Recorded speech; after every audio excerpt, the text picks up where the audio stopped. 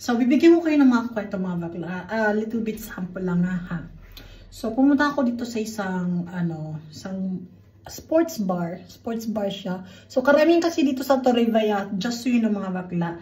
So, i-divulge ko na. Sa Torrevieja pa rin ako nakatira, which is dito rin nakatira ang aking ex-husband. Kasi, yung nagbayad ng aking apartment ay nakatira dito. Pero, hindi na, parang yung may hawak sa akin.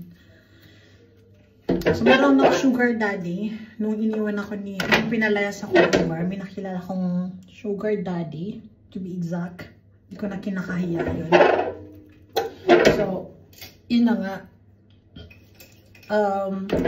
Binayaran lang yung 2 months. Tapos, after 1 month na magkakilala kami, iniwan na niya ako. Or bumalik siya sa kanilang bansa. Hindi naman sa iniwan ako.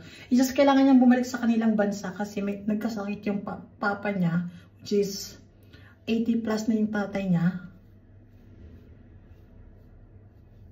Tapos, medyo thunder na rin si lalaki. Yung nakilala ko. O yung nagbayad ng aking tirahan. Thunder na rin. And,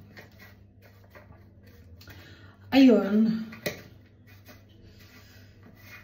Ngayon, wala naman tayong magbabayad kung sarili natin. Pero good thing kasi meron akong 2 months para makaipon ako ng pambayad ko on my own. Na kakayanin ko na, di ba? So, ang bait-bait nung lalaki na, yung matanda na, yung super mabait. Alam nyo ba ang nagastos niya sa akin ay 2 weeks.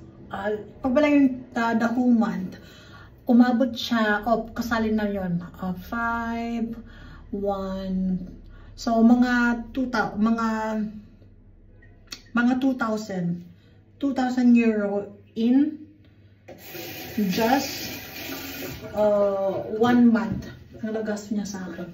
Just imagine nyo yun, no? Tapos wala siyang hinihinging kapalit, kundi loving, ganun, date lang, ganun. Tapos na yun nga. Okay, tapos na nga natin yung thunder story.